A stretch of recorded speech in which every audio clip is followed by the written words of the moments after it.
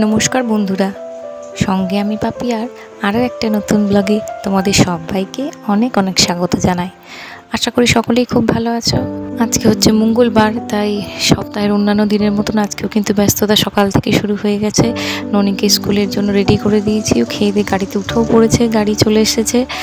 আর এদিক থেকে দেখছি ননির বাবাও চলে এসেছে মর্নিং ওয়াক থেকে। আজকে সকালের চাটা আর দুধ দিলাম না, আসলে বৃষ্টিতে ভিজে কদিন ধরে বাবা একটুখানি বলছে মাথা ব্যথা গলা ব্যথা কীরকম একটা অস্বস্তি হচ্ছে, সেই জন্য একটু আদা গোলমরিচ দিয়ে ভালো করে লবঙ্গ দিয়ে একটু লিকার চা করলাম। এটা শরীরে গলার জন্য খুব উপকারী, বেশ আরাম লাগে খেতে। আর এই দেখো, সাত সকাল থেকে উঠে পড়েছে আমাদের নীলমণি বাবু, নিয়ে ঘোড়া নিয়ে দৌড়ে বেড়াচ্ছে একদম।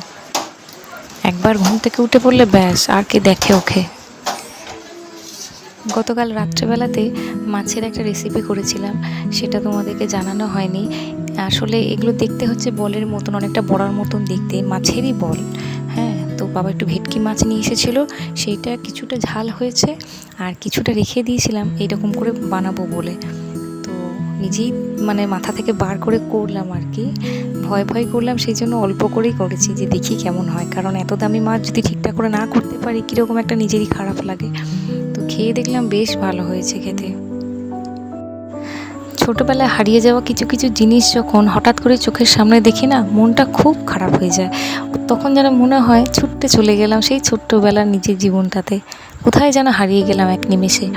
এই যে জিনিসটা তোমরা এখন দেখতে পাচ্ছ আমার হাতে, সেটা যদিও ভাঙা, গোটা নয়, কারণ আমার ছেলের হাতে কোনো একটা জিনিস পড়লে পরে কোনো জিনিসটাই ও গোটা রাখে না, সেটাকে ভেঙেই ছাড়ে। তো যাই হোক, এইটুকুই রাখতে পেরেছি। এই জিনিসটা ছোটোবেলার ভীষণ রকমভাবে এই জিনিসটার সাথে খেলা করেছি, খুব মজা পেতাম। আজকে যেহেতু মঙ্গলবার, তাই আমার বাড়িতে নিরামিষ রান্নাই হয়। ওর বাবা খেয়ে ডিউটি চলে গেছে, কিন্তু আমার এই আজকে ছানা দেখতেই পাচ্ছ তোমরা, ছানার তরকারি করব বলে ঠিক করেছি। এটা এখনও করা হয়নি। ছানাগুলোকে প্রথমে বড়ার মতন করে ভেজে নিয়ে তারপর একটু তরকারি করে নেবো। নিরামিষের দিনে খুব ভালো লাগে খেতে। তো বড়া করব বলে কড়াইতে দিয়ে দিয়েছি একটা একটা করে বড়াগুলো ভাজার জন্য, কিন্তু বড়া তুলতে গিয়ে একটা বড়াকেও আমি তুলতে পারলাম না। আসলে ছানার জলটা আরেকটু ভালোভাবে ঝরালে হয়তো বড়াগুলো তোলা যেত, কিন্তু অগত্যা তরকারিটা তো করতে হবে, ছানাটা তো নষ্ট করা যাবে না। তাই ছানাকে উদ্ধার করার জন্য কি করলাম, একটুখানি মিক্সার গ্রাইন্ডারের মধ্যে সর্ষে পোস্ত লঙ্কা নুন চিনি সব কিছু দিয়ে একটা পেস্ট বানিয়ে নিলাম। নিয়ে ব্যাস এই ছানা মাখার মধ্যে ভাজা ছানার মধ্যে এটাকে ঢেলে দিলাম। তার সাথে শেষ মুহূর্তে একটুখানি সর্ষের তেল দিয়ে দিলাম, ব্যাস হয়ে গেল ছানা ঝাল পোস্ত, যাই তুমি নাম দাও না কেন তোমার নিজের মতন করে। তো ভাতের সাথে গরম ভাতে খেলাম যখন, পদটা বেশ ভালো লাগলো কিন্তু খেতে, বোঝার কোনো উপায় নেই যে জিনিসটা কি খাচ্ছি না বলে দিলে।